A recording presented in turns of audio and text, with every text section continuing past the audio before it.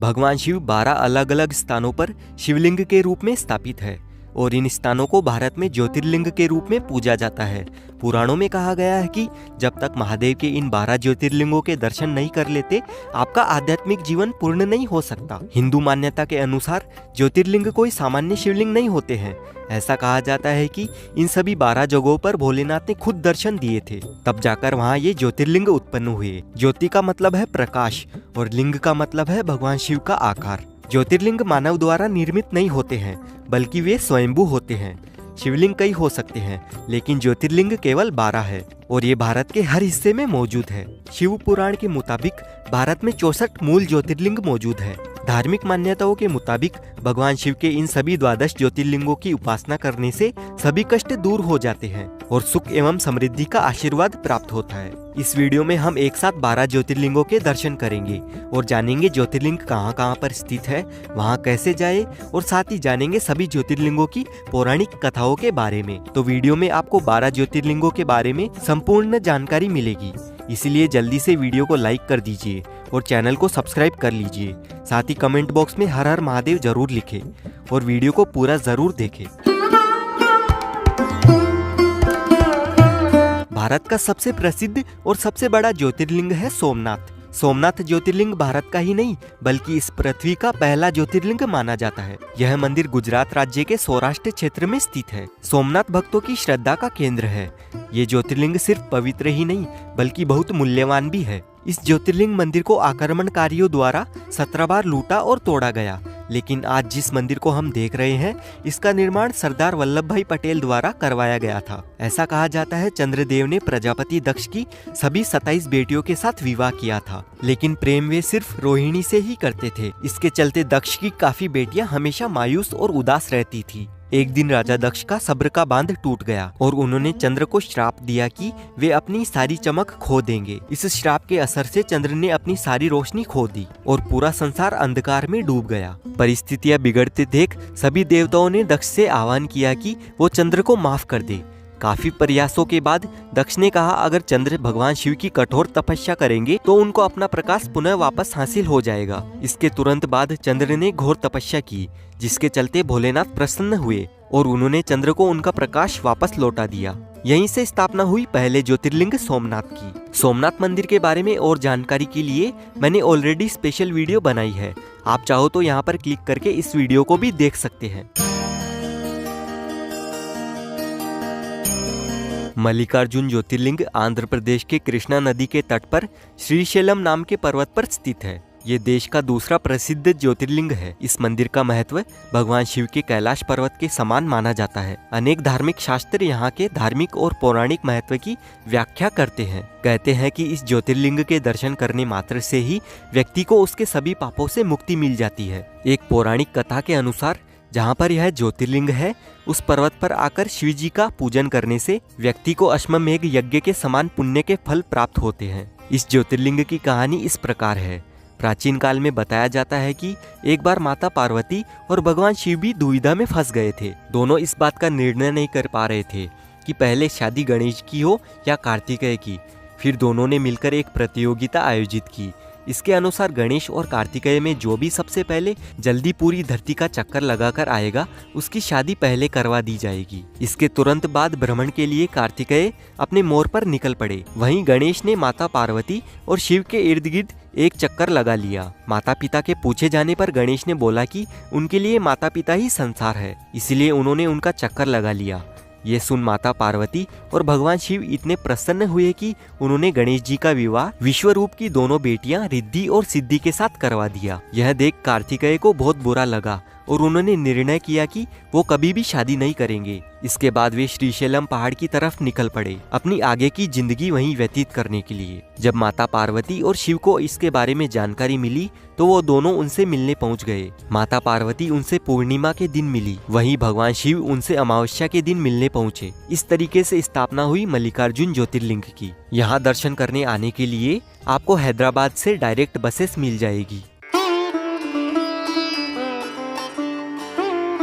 महाकालेश्वर ज्योतिर्लिंग मध्य प्रदेश की धार्मिक राजधानी कहे जाने वाले उज्जैन नगरी में रुद्रसागर झील के पास में स्थित है। महाकालेश्वर ज्योतिर्लिंग की विशेषता है कि ये एकमात्र दक्षिण मुखी ज्योतिर्लिंग है। यहाँ प्रतिदिन सुबह की जाने वाली भस्म आरती विश्व भर में प्रसिद्ध है। महाकालेश्वर की पूजा विशेष रूप से आयु वृद्धि और आयु पर आए हुए संकट को टालने के लिए की जाती है। महाकालेश्वर भारत का तीसरा प्रसिद्ध ज्योतिर्लिंग है। यहाँ की ऐसी मान्यता है कि यहाँ कभी चंद्रसेन नाम के राजा का शासन हुआ करता था। वो भगवान शिव के बहुत बड़े भक्त थे और वहाँ की प्रजा भी महादेव को पूजती थी। एक बार राजा रिपुदमन ने चंद्रसेन के महल पर हमला बोल दिया। उसके साथ मायावी राक्षस दूषण भी था, जो कभी भी अदृश्य हो सकता था। उस राक्षस ने राजा की प्रजा को प्रताड़ित किया और पूरे महल को बर्बाद कर दिया। तब वहाँ की प्रजा ने भगवान शिव को याद किया और मदद की गुहार लगाई। ऐसा कहा जाता है कि यहाँ स्वयं महादेव ने दर्शन दिए और यहाँ की प्रजा की रक्षा की। इसके बाद उज्जैन के लोगों की प्रार्थना सुनकर भोलेनाथ ने निर्णय किया कि वे उज्जैन नहीं छोड़ेंगे। इस प्रकार से उत्पन्न हुआ महाकालेश्वर ज्योतिर्लिंग। महाकालेश्वर ज्योतिर्लिंग की संपूर्ण जानकारी के लिए आप इस वीडियो को देख सकते हैं। ओमकारेश्वर ज्योतिर्लिंग मध्य प्रदेश के प्रसिद्ध शहर इंदौर से 80 किलोमीटर के डिस्टेंस पर लोकेटेड है। जिस स्थान पर ओमकारेश्वर ज्योतिर्लिंग स्थित है उस स्थान पर नर्मदा नदी बहती है और पहाड़ी के चारों ओर नदी बहने से यहाँ ओम आकार का द्वीप बनता है, जिसे शिवपुरी द्वीप के नाम से जाना जाता है। पुराणों के मुताबिक यहाँ पर एक बार देवताओं और असुरों के बीच में युद्ध हुआ, जिसमें असुरों ने देवताओं को परास्त कर दिया। इसके बाद सभी देवताओं ने भगवान भोलेनाथ से प्रार्थना की कि वो यहाँ आए और उनकी रक्षा करे। देवताओं की गुहार स्वीकार करते हुए भगवान शिव यहाँ आए और उन्होंने राक्षसों का संहार किया। इस प्रकार से ओमकारेश्वर ज्योतिर्लिंग की स्थापना हुई। ओमकारेश्वर ज्योतिर्लिंग दर्शन का भी मैंने कंप्लीट डिटेल के साथ में वीडियो बनाया है। अधिक जानकारी के लिए आप इस वीडियो को भी देख सकते हैं। श्री वेदनाथ ज्योतिर्लिंग का समस्त ज्योतिर्लिंगों की गणना में 5वां स्थान आता है। भगवान श्री वेदनाथ ज्योतिर्लिंग का मंदिर जिस स्थान पर स्थित है उसे वेदनाथ धाम कहा जाता है। यह स्थान झारखंड प्रांत, पूर्व में बिहार प्रांत के संताल परगना में दुमका नामक जनपद में पड़ता है। यह एकमात्र ऐसा ज्योतिर्लिंग है जहाँ पर 7 में 51 शक्तिपीठों में से एक शक्तिपीठ भी मौजूद है। यहाँ की ऐसी मान्यता है कि यहाँ पूजा करने से सभी कष्टों का निवारण हो जाता है। इस ज्योतिर्लिंग की कहानी महान पंडित और राक्षस रावण से जुड़ी हुई है। ऐसा कहा जाता है कि एक बार दशानन हिमालय पर भगवान शिव की बहुत कठोर तपस्या कर रहा था। वो अपने सभी सिर एक एक करके भगवान शिव को अर्पित किए जा रहा था। जैसे ही वो अपना 9वां सिर भेंट करने लगा तभी महादेव प्रकट हुए और रावण से कोई भी वरदान मांगने के लिए कहा। तब रावण ने कहा कि वो चाहता है भगवान शिव स्वयं उसके साथ लंका नगरी चले और वहां जाकर स्थापित हो जाए। अब भोलेनाथ ने रावण की ये प्रार्थना स्वीकार की, लेकिन साथ में ये शर्त भी रख दी कि अगर ये शिवलिंग उसने बीच रास्ते में कहीं जमीन पर रख दिया तो वो हमेशा के लिए वहीं स्थापित हो जाएंगे। रावण ने ये शर्त स्वीकार की और निकल पड़ा ज्योतिर्लिंग लेकर लंका की ओर। भगवान शिव के इस निर्णय से देवता बहुत दुखी और चिंतित थे, क्योंकि वे भोलेनाथ को लंका जाते हुए नहीं देख सकते थे। फिर सभी देवता विष्णु जी के पास गए और उनसे समाधान निकालने की गुहार लगाई। ऐसा कहा जाता है कि तब भगवान विष्णु ने ऐसी लीला रची कि बीच रास्ते में रावण को लघु शंका आई और वो शिवलिंग एक ग्वाले को सौंपकर चला गया। परंतु उस ग्वाले ने शिवलिंग को वहीं जमीन पर रख दिया और शर्त अनुसार वो शिवलिंग वहीं स्थापित हो गया। कहते हैं कि ग्वाले के रूप में स्वयं भगवान विष्णु आए थे ये लीला रचने के लिए। देवघर धाम बाई ट्रेन आने के लिए लगभग 3 किलोमीटर की दूरी पर मुख्य देवघर स्टेशन बना हुआ है। वहीं बाई रोड बस के माध्यम से आने के लिए सबसे पास का bus stand Deoghar bus stand है, जो बैद्यनाथ धाम मंदिर से महज 2 किलोमीटर दूर है। झारखंड राज्य सड़क परिवहन निगम लिमिटेड, पश्चिम बंगाल राज्य सड़क परिवहन निगम लिमिटेड समेत कई प्राइवेट बसें यहाँ के लिए रोजाना चलती है। खासतौर से पटना, गया और रांची से देवघर के लिए नियमित रूप से बसें यहाँ के लिए चलती है। भीमाशंकर ज्योतिर्लिंग महाराष्ट्र के पुणे जिले में सह्याद्री नामक पर्वत पर स्थित है। भीमाशंकर ज्योतिर्लिंग को मोटेश्वर महादेव के नाम से भी जाना जाता है। जो भक्त श्रद्धा भाव से इस मंदिर में प्रतिदिन सुबह सूर्य निकलने के बाद दर्शन करता है, उसके 7 जन्मों के पाप दूर हो जाते हैं तथा उसके लिए स्वर्ग के द्वार खुल जाते हैं। इस ज्योतिर्लिंग की कथा जुड़ी हुई है कुंभकर्ण के पुत्र भीम से। ऐसा कहा जाता है कि जब भीम को ये पता चला कि उसके पिता को भगवान विष्णु ने राम अवतार लेकर मौत के घाट उतारा था, वो उस बात से बहुत क्रोधित हुआ और उसने बदला लेने की ठानी। भीम ने खुद पर अत्याचार किए और कठोर तप किया, जिसके चलते ब्रह्मा जी प्रसन्न हुए और उसे उसकी इच्छा अनुसार काफी सारी दिव्य शक्तियां प्रदान की। वरदान प्राप्ति के तुरंत बाद भीम ने पूरी धरती का सर्वनाश करना शुरू कर दिया। उसने भगवान शिव के परम भक्त से भी युद्ध किया और उसे सलाखों के पीछे डाल दिया। धरती पर ये अत्याचार देख सभी देवता काफी परेशान और विचलित हो गए। उन्होंने भगवान शिव से प्रार्थना की कि वे इस राक्षस का संहार करें। तब महादेव और भीम के बीच में भीषण युद्ध हुआ और महादेव ने उसे धूल चटा दी।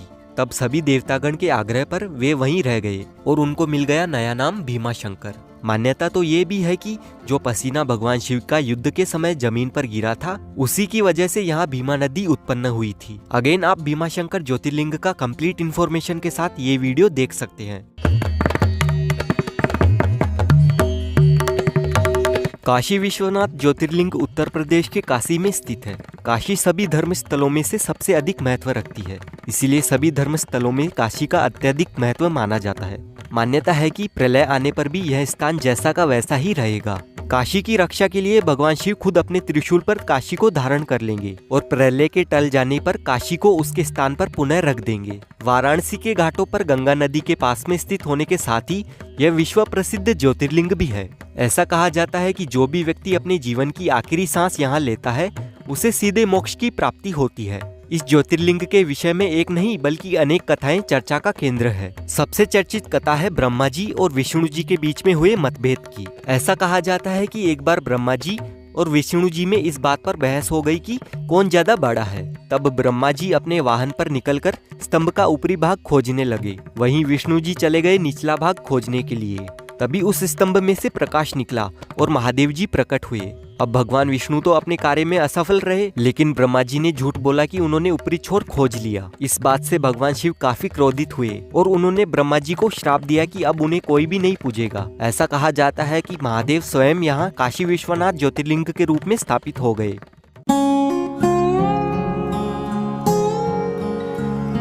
नागेश्वर ज्योतिर्लिंग गुजरात के बाहरी क्षेत्र में कृष्ण नगरी द्वारिका में स्थित है। धर्मशास्त्रों में भगवान शिव नागों के देवता है और नागेश्वर का मतलब भी नागों का देवता होता है और इसी से जुड़कर भगवान शिव का एक अन्य नाम नागेश्वर भी है। द्वारकापुरी से नागेश्वर ज्योतिर्लिंग की दूरी 17 किलोमीटर है। जो व्यक्ति पूर्ण श्रद्धा और विश्वास के साथ यहाँ दर्शन के लिए आता है, उसकी सभी मनोकामनाएं पूरी हो जाती है। नागेश्वर ज्योतिर्लिंग की ऐसी मान्यता है कि ये ज्योतिर्लिंग सभी प्रकार के जहर के प्रभाव से सुरक्षित है। ये ज्योतिर्लिंग भी एक भक्त की कृपा से ही द्वारका में स्थापित हुआ है। एक बार दारुका नामक राक्षस ने शिव भक्त सुप्रिया को अपने कब्जे में लिया। साथ ही उस राक्षस ने और भी काफी सारी महिलाओं को बंदी गृह में बंद करके रखा था। तब सुप्रिया ने सबको बोला कि वो ओम नमः शिवाय का जाप करे। जैसे ही दारुका को इस बात की भनक लगी, वो निकल पड़ा सुप्रिया को मारने के लिए, लेकिन तभी महादेव प्रकट हुए और उन्होंने उस दुष्ट राक्षस का संहार किया। इस प्रकार द्वारका की धरती पर नागेश्वर ज्योतिर्लिंग की स्थापना हुई। रामेश्वरम ज्योतिर्लिंग तमिलनाडु राज्य के रामनाथपुरम में स्थित है। भगवान शिव के 12 ज्योतिर्लिंगों में से एक होने के साथ साथ यह स्थान 4 धामों में से भी एक है। रामेश्वरम तमिलनाडु के रामनाथ जिले में स्थित हिंद महासागर और बंगाल की खाड़ी से घिरा हुआ एक खूबसूरत आइलैंड है, जिसका आकार ऊपर से एक सुंदर शंख की तरह दिखाई देता है। रामेश्वरम का अर्थ होता है भगवान राम और इसीलिए इस स्थान का नाम भगवान राम के नाम पर रामेश्वरम रखा गया है। रामनाथ स्वामी मंदिर का शिवलिंग कोई सामान्य शिवलिंग नहीं है। इसे भगवान श्री रामचंद्र जी ने स्वयं अपने हाथों से स्थापित किया था। जिस तरह से उत्तर भारत में काशी का महत्व है, उसी प्रकार दक्षिण भारत में रामेश्वरम का महत्व माना जाता है। हर साल इस मंदिर में लाखों श्रद्धालु भगवान राम जी के द्वारा निर्मित रामेश्वरम ज्योतिर्लिंग के दर्शन करने आते हैं और महादेव जी का आशीर्वाद प्राप्त करते हैं। अपने वनवास काल के दौरान भगवान राम जब माता सीता की खोज करते हुए रामेश्वरम पहुंचे, तब भगवान राम ने मिट्टी से एक शिवलिंग का निर्माण किया और उसकी पूजा अर्चना की। उनकी पूजा से प्रसन्न होकर भोलेनाथ ने अपने दर्शन दिए और राम जी ने उनसे विजय होने का आशीर्वाद मांगा, जिससे वे अहंकारी रावण का वध कर सके। भगवान शिव ने उन्हें आशीर्वाद दिया और स्वयं वहां रामेश्वरम ज्योतिर्लिंग के रूप में स्थापित हो गए। रामेश्वरम ज्योतिर्लिंग का भी आप कंप्लीट इन्फॉर्मेटिव वीडियो देख सकते हैं। इस वीडियो में मैंने रामेश्वरम घूमने की संपूर्ण जानकारी दी है।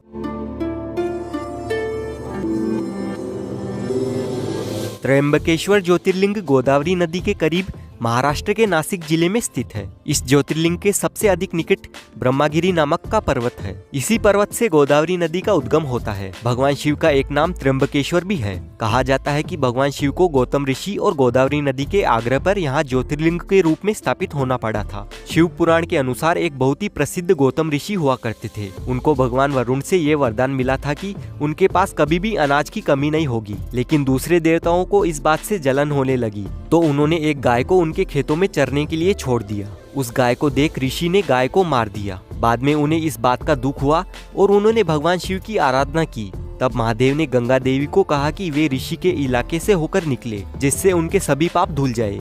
इस प्रकार से भगवान शिव नासिक में त्र्यंबकेश्वर ज्योतिर्लिंग के रूप में स्थापित हो गए। केदारनाथ ज्योतिर्लिंग उत्तराखंड में स्थित है। बाबा केदारनाथ का मंदिर बद्रीनाथ के मार्ग से होते हुए पड़ता है। केदारनाथ समुद्र तल से 3584 मीटर की ऊंचाई पर स्थित है। केदारनाथ का वर्णन स्कंद पुराण एवं शिव पुराण में भी मिलता है। यह तीर्थ भगवान शिव को अत्यंत प्रिय है। जिस प्रकार कैलाश का महत्व है, उसी प्रकार का महत्व शिव जी ने केदार क्षेत्र को भी दिया है। केदारनाथ चारों धाम में से सबसे प्रमुख धाम माना जाता है। भगवान शिव केदारनाथ में सदैव निवास करते हैं और जो भी यहाँ सच्ची श्रद्धा लेकर आता है, उसकी सभी मनोकामनाएं पूरी होती है। इस ज्योतिर्लिंग के सिलसिले में एक कथा काफी चर्चित है। ऐसा कहा जाता है भगवान ब्रह्मा के 2 पुत्र थे, नर और नारायण। इन दोनों ने द्वापर युग में कृष्ण और अर्जुन के रूप में जन्म लिया था। नर और नारायण भगवान भोलेनाथ के बड़े भक्त थे, इसीलिए उन्होंने बद्रीनाथ में एक स्वयं का शिवलिंग बनाया और उसके सामने बैठकर दोनों रोज घोर तपस्या किया करते थे। ऐसा कहा जाता है उस शिवलिंग में प्रतिदिन भगवान शिव दर्शन दिया करते थे। एक दिन भोलेनाथ उन दोनों बालकों से इतने प्रसन्न हुए कि उन्होंने दोनों से कहा कि वो कोई भी वरदान मांगे।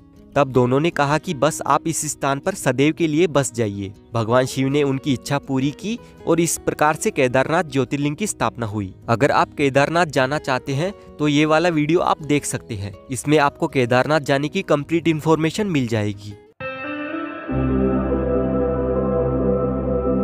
गृष्णेश्वर ज्योतिर्लिंग मंदिर महाराष्ट्र के संभाजीनगर के समीप दौलताबाद के पास में स्थित है। इस ज्योतिर्लिंग को गृष्णेश्वर या गुष्मेश्वर के नाम से भी जाना जाता है। इसका निर्माण अहिल्याबाई होलकर द्वारा करवाया गया था। ऐसा कहा जाता है कि इस ज्योतिर्लिंग के तार जुड़े हुए हैं एक विवाहित जोड़े से। जी हाँ, ये कहानी है सुरदम और सुदेशा की। इस विवाहित जोड़े में सब कुछ बहुत अच्छा चल रहा था, बस दुख इस बात का था कि उनकी कोई संतान नहीं हो रही थी। तब सुदेशा ने निर्णय किया कि सुरदम की शादी उसकी बहन गुष्म से करवा दी जाए। फिर दोनों की शादी होते ही उनको एक प्रतिभावक बालक हुआ, लेकिन सुदेशा को ये बात खटकने लगी और उसने मौका मिलते ही उस बालक को झील में फेंक दिया, जहां सुरदम ने 101 शिवलिंग अर्पित किए थे। ये खबर मिलते ही सुरदम ने झील के पास जाकर भोलेनाथ को याद किया और अपने बालक को वापस पाने की गुहार लगाई। कहते हैं कि महादेव ने उनकी पुकार सुनी और सुरदम को उसका बच्चा भी लौटा दिया। सिर्फ यही नहीं, सुरदम ने सुदेशा के लिए माफी भी मांगी और भोलेनाथ से उसे माफ करने को कहा। ये देख भोलेनाथ बहुत प्रसन्न हो गए और उन्होंने सुरदम को आशीर्वाद दिया और इसी स्थान पर भगवान शिव गृष्णेश्वर ज्योतिर्लिंग के रूप में स्थापित हो गए। काफी दूर दूर से लोग यहाँ पर दर्शन करने के लिए आते हैं और आत्मिक शांति प्राप्त करते हैं। भगवान शिव के 12 ज्योतिर्लिंगों में से यह अंतिम ज्योतिर्लिंग है।